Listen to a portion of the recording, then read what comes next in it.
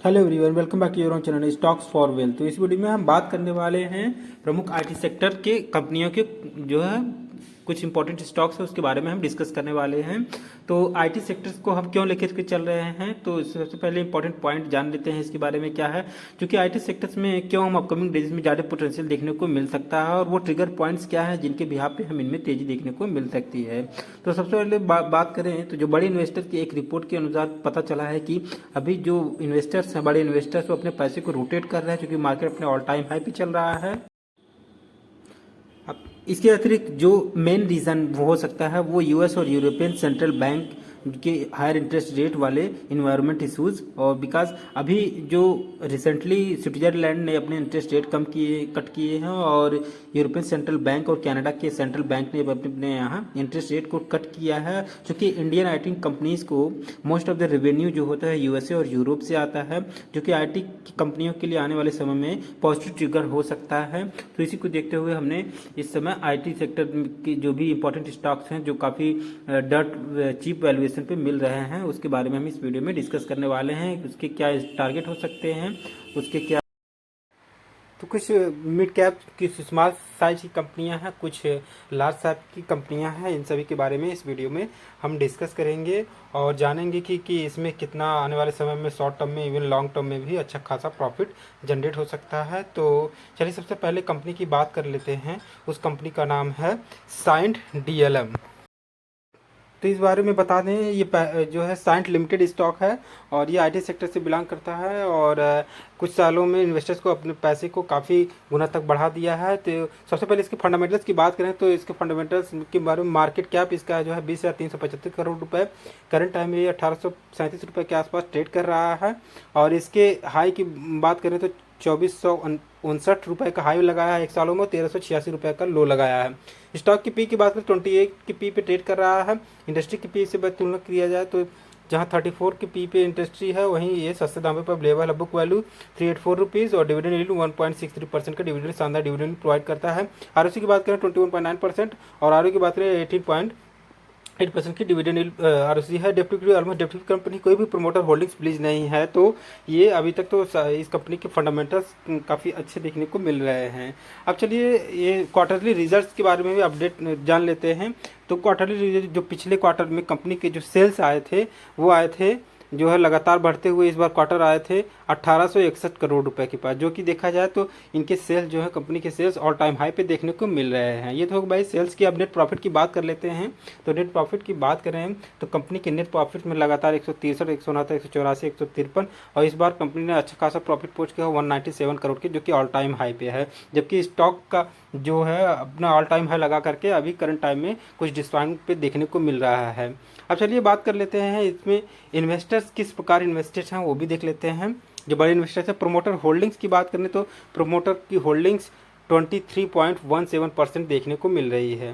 वहीं एफआईआईज़ की बात करें तो एफआईआईज़ ने अपनी होल्डिंग्स थोड़ी सी घटाई है और मार्च क्वार्टर में 31.04% की देखने को मिल रही है। डीआईएस की बात करें, डीआईएस की पिछले क्वार्टर में होल्डिंग्स 22.69% की थी, जो कि इस बार बढ़ करके 25.91% देखने को मिली है। ऑलमोस्ट 3 पॉइंट से ज़्यादा की स्टेक डीआईआईज़ ने इसमें बाई किया है। पब्लिक ने अपना माल बेचा है 19.13% से घट करके 19% रह गया है पब्लिक।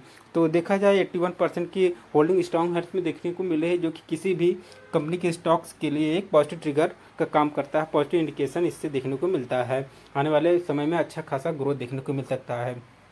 अब चलिए ये तो हो गया फंडामेंटल की बात। अब टेक्निकली देख लेते हैं इस कंपनी के बारे में। तो ये साइंट लिमिटेड कंपनी का वीकली टाइम फ्रेम पे चार्ट ओपन कर रखा है हमने और काफ़ी कुछ 2023 के स्टार्टिंग में ये कंपनी ने अब रनअप करना स्टार्ट किया था और उसने अपना हाई लगाया था ऑलमोस्ट जो है लगभग 2300-2200 रुपये से ऊपर का हाई लगाया था। और करंट टाइम में जो अपने इसका ऑल टाइम हाई रहा है 2458 रुपये और इस समय आपको डिस्काउंट पे 25% के डिस्काउंट पे देखने को ये कंपनी मिल रही है। अभी के टाइम पे ये कंपनी ट्रेड कर रही है 1837 रुपये के आसपास। और जो कि देखा जाए काफ़ी समय से थोड़ा सा स्ट्रेंथ आना स्टार्ट हो गया है कंपनी में। और अगर बाई चांस किसी भी गिरावट में ये कंपनी 1700 रुपये के आसपास आपको देखने को मिलती है तो यहाँ पे एक अच्छा बाइंग अपॉर्चुनिटी आपके लिए बन सकता है। यहाँ पे अच्छा खासी मात्रा में आप इस शेयर को एक्यूमुलेट कर सकते हैं। और जैसे ही अगर ये कंपनी 1935 के लेवल को ब्रेक करता है तो यहाँ पे हमें ऑल टाइम हाई की तरफ ये देखने को मिल सकता है। तो आने वाले समय में कंपनी अच्छा खासा रिटर्न अपने शेयर होल्डर्स को बना करके दे सकती है। और कुछ समय तो स्टॉक की बात करें तो स्टॉक ने अपने शेयर होल्डर्स को पिछले 1 सालों में अच्छा खासा रिटर्न बना करके दिया है, उनके पैसे को डबल कर दिया है और कम टाइम में अच्छे वैल्यूएशन पे देखने को मिल रहा है। और स्टॉक जो है काफ़ी समय से अपने बिल्कुल एक रेंज में फंसा हुआ था, 1700 से लेकर के 1900 के बीच फंसा हुआ। नेक्स्ट स्टॉक के बारे में बात करें तो नेक्स्ट स्टॉक का नाम है इन्फोसिस लिमिटेड, यानी एक आईटी सेक्टर में इंडिया की जो है लार्जेस्ट सेकेंड कंपनी है, आईटी सेक्टर से बिलोंग करती है। करंट टाइम में इसका मार्केट कैप 6.5 लाख करोड़ का है और करंट प्राइस इसका 1567 रुपये के आसपास है। स्टॉक के पी की बात करें 25 के पी ट्रेड कर रहा है और इंडस्ट्री की पी से सस्ते दामों पे मिल रहा है। और स्टॉक की बुक वैल्यू 212 रुपये और अच्छा खासा डिविडेंड प्रोवाइड करता है कंपनी, जो अच्छी बात है 2.43%, जो कि लॉन्ग टर्म के लिए फिट बैठता है। आरओसी की बात करें 40%, आरओ की बात करें 31.8% का आरओई देखने को मिल रहा है। डेप्ट इक्विटी ऑलमोस्ट डेप्ट फ्री कंपनी है।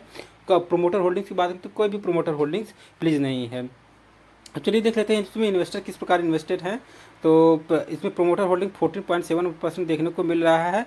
और एफ की बात करें तो एफ ने कुछ स्टेक बढ़ाया है, 33.7% से बढ़ा करके 34.11% कर लिया है इस क्वार्टर में। और पिछले DIS की बात करें तो DIS जहां पिछले क्वार्टर में होल्डिंग्स थी 35.51%, वहीं इसने बढ़ा करके 35.62% कर लिया है। और बात करें पब्लिक्स की तो पब्लिक्स के पास मात्र 15.06% की होल्डिंग्स देखने को मिल रही है। तो ओवरऑल देखा जाए तो 85% से ज़्यादा के शेयर्स स्ट्रॉन्ग हैंड्स में देखने को मिल रहे हैं, जो कि इस कंपनी के लिए काफ़ी अच्छी बात है। और इनको ऑर्डर्स भी काफ़ी लगातार मिलते रहते हैं और फंडामेंटल तो काफ़ी सब अच्छा खासा देखने को मिल रहा है। सो फ्रेंड्स, आपको एक चीज़ बता दें, ये मेरा कोई स्टॉक को बाय या सेलिंग का रिकमेंडेशन बिल्कुल नहीं है। तो प्लीज़ अपने इन्वेस्टर से, अपने जो भी फाइनेंशियल एडवाइजर उनसे सलाह लेकर इन्वेस्ट करिएगा। अब चलिए कंपनी के चार्ट पे एक बार देख लेते हैं। ये वीकली टाइम फ्रेम पे इन्फोसिस स्टॉक का चार्ट ओपन है और स्टॉक जो है लगभग काफ़ी समय से अगर देखा जाए जून 2022 से अगर देखा जाए ये कंपनी 1100 मतलब 1380 से लेकर के और लगभग 1620 के आसपास काफ़ी समय से ये कंसोलिडेशन फेज़ में देखने को मिला है। और अभी समय कंपनी में थोड़ा सा स्ट्रेंथ देखने को मिल रहा है। और करंट टाइम में यदि कंपनी को देखा जाए तो 1566 रुपये के आसपास ये कंपनी ट्रेड कर रही है। और इसने जो इसका पहला टारगेट अगर यहाँ से देखें तो इसका पहला टारगेट जो देखने को मिल सकता है वो 1700 के आसपास देखने को मिल सकता है। बात करें जो कंपनी बार बार अपने जो सपोर्ट, इसका स्ट्रॉन्ग सपोर्ट हो 1380 रुपये के आसपास, यहीं से कंपनी बार बार जो है सपोर्ट लेकर के अप मूव दिखाना शुरू कर देता है। तो इस बार इसी प्रकार देखने को मिला और शायद इसका जो ऑल टाइम हाई रहा है 1953 रुपये का इसने इस स्टॉक ने अपना ऑल टाइम हाई क्रिएट किया था।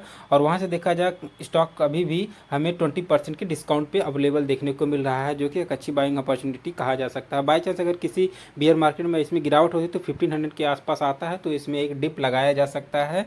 और स्टॉक जो है शॉर्ट टर्म के लिए और इवन लॉन्ग टर्म के लिए अच्छा स्टॉक है। अपने अगर 5 साल की बात करें तो 5 साल में अगर अपने पैसे आप डबल करना चाहते हैं तो ये स्टॉक आपके लिए बेस्ट है। और ओवरऑल देखा जाए तो अब नेक्स्ट कंपनी की बात करें तो नेक्स्ट कंपनी का नाम है विप्रो लिमिटेड। तो इसके फंडामेंटल्स के बारे में देख लेते हैं। तो इसके फंडामेंटल्स में मार्केट कैप है 2,69,275 करोड़ रुपए का मार्केट कैप है। तो ये भी एक लार्ज साइज की कंपनी है और करंट टाइम में ये 515 रुपये के आसपास ट्रेड कर रहा है। इसने 1 सालों में 546 रुपये और लो बनाया 375 रुपये का। स्टॉक की पी की वजह 24.7 की पी पे ट्रेड कर रहा है, जो कि अपनी इंडस्ट्री की पी से लो पे ट्रेड कर रहा है। डिविडेंड भी प्रोवाइड करता है 0.19%, काफ़ी कम डिविडेंड। आरओसी की बात करें तो 16.9% और आरओई की बात करें 14.3%। डेप्ट इक्विटी रेशियो ऑलमोस्ट डेप्ट फ्री कंपनी है, कोई भी प्रोमोटर होल्डिंग्स प्लीज नहीं है। चलिए देख लेते हैं इन्वेस्टर्स किस प्रकार इन्वेस्टर्स है। तो प्रोमोटर होल्डिंग्स की बात करें 72.89% की प्रोमोटर होल्डिंग्स। एफ की बात करें, एफ जहां पिछले क्वार्टर में 6.7% वहीं बढ़कर के 6.96% कर दी है अपनी होल्डिंग्स। DIS की बात करें तो DIS की होल्डिंग्स पिछले क्वार्टर में 8.13% से बढ़कर 8.28% हो गई है। और पब्लिक्स की बात करें तो पब्लिक जहां पिछले क्वार्टर में 12.16% की होल्डिंग्स थी, वहीं इसने अपना माल बेचा और करंट टाइम में इसकी होल्डिंग्स 11.76% देखने को मिल रही है। तो देखा जाए पब्लिक अपना माल बेच रहे हो, बड़े इन्वेस्टर इसमें खड़ी हैं जो किसी भी स्टॉक्स के लिए एक अच्छा पॉजिटिव इंडिकेशन को दर्शाता है, इसमें बाई करके चला जा सकता है। तो ये फंडामेंटल तो काफ़ी स्ट्रांग है। आप चलिए टेक्निकली बेसिस पे देख लेते हैं। ये विप्रो लिमिटेड के स्टॉक का वीकली टाइम फ्रेम पे चार्ट हमने ओपन कर रखा है और चार्ट को ओपन करने से देखने को मिल रहा है ये काफ़ी समय जो स्टॉक है 400 के नीचे ही ट्रेड कर रहा था। 2021 के बाद ये स्टॉक चले नहीं हैं और इस समय जो जैसे जैसे इंटरेस्ट रेट कट होंगे सभी FOMC USA और अन्य जो यूरोपियन और अमेरिकन कंट्रीज है वैसे वैसे इनके में स्ट्रेंथ आना यानी इनमें बाइंग देखने को मिल सकती है।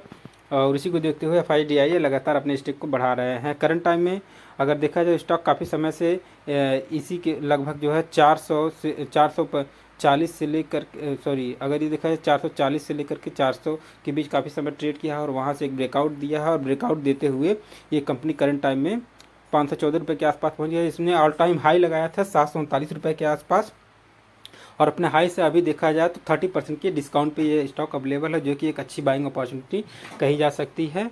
और एक राउंडिंग बॉटम भी ये क्रिएट कर चुका है और करंट टाइम में 514 रुपये के आसपास ट्रेड कर रहा है।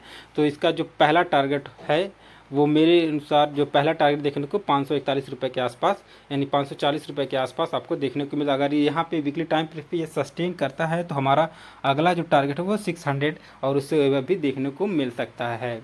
तो अगला स्टॉक की बात करें तो अगला स्टॉक है सोनाटा सॉफ्टवेयर लिमिटेड। एक जो है कह सकते हैं स्मॉल कैप साइज की कंपनी है और इसका मार्केट कैप है 16,614 करोड़ रुपए।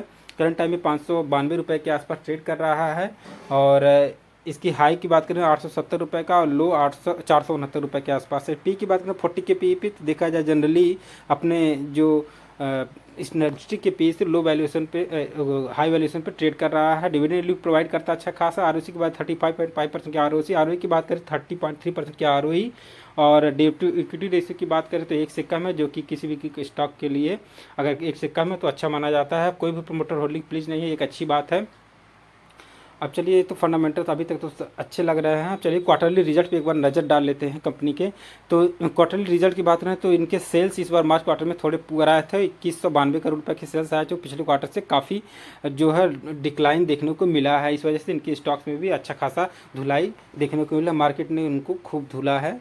और इनके प्रॉफिट्स की भी बात करें तो प्रॉफिट जहां पिछले साल कंपनी पिछले क्वार्टर में लॉस में थी, इस बार 110 करोड़ की प्रॉफिट्स में आई है। और देखा जाए तो इनके जो प्रॉफिट्स आए हैं वो भी कम मार्जिन हुआ है, इस वजह से इनके प्रॉफिट्स भी घट करके आए हैं। तो इसी वजह से स्टॉक में अच्छा खासा करेक्शन देखने को मिला है। 870 रुपये से गिरा है और स्टॉक लगभग 480-90 के पास पहुंच गया है और वहां से स्टॉक अपना स्ट्रेंथ बनाते हुए ये कंपनी का देखा जाए तो ये वीकली टाइम फ्रेम पे चार्ट ओपन हमने कर रखा है और कंपनी 2023 से एक अच्छा खासा रनअप दिखाया और यहाँ से कंपनी अपना ऑल टाइम हाई लगाया है 870 रुपये के आसपास जो है कंपनी ने हाई लगाया है। तो वहाँ से कंपनी में जो रिजल्ट वीक आए हैं तो काफ़ी तेज़ गिरावट हुई है कंपनी में और कंपनी लगातार गिरते गिरते ऑलमोस्ट 1 महीने तक गिरते ही रहा और कंपनी ने अपना जो लो लगाया है वो 490 रुपये के आसपास। अभी देखा जाए कंपनी 32% के डिस्काउंट पे अवेलेबल देखने को मिल रही है हमें। करंट टाइम में 592 रुपये के आसपास ट्रेड कर रही है। बाई चांस अगर इस कंपनी में कुछ गिरावट होता है बियर मार्केट में तो अगर ये 450-60 रुपये के आसपास आता है और अगर 550 के आसपास आता है तो अच्छा है। और यदि कंपनी जो है 500 रुपये पे आ जाता है तो और भी अच्छा है, वहाँ पे अच्छा खासा एक्यूमुलेशन आप कर सकते हैं। और यहाँ पे बता दें इसका जो पहला टारगेट मुझे देखने को मिल सकता है वो मिलेगा 630 रुपये के आसपास और वहाँ पे सस्टेन करता है यदि तो ये इसका जो अगला टारगेट हमें 700 और उसके ऊपर भी देखने को मिल सकता है। उसके बाद में ऑल टाइम हाई भी देखने को, क्योंकि एक ये मिड साइज की स्मॉल कैप साइज की कंपनी है जिसमें लगातार भागता है तो भागता ही रहता है और जब गिरता है तो लगातार गिरावट होती रहती है, तो इसमें अच्छा खासा रिटर्न बनने की संभावना है।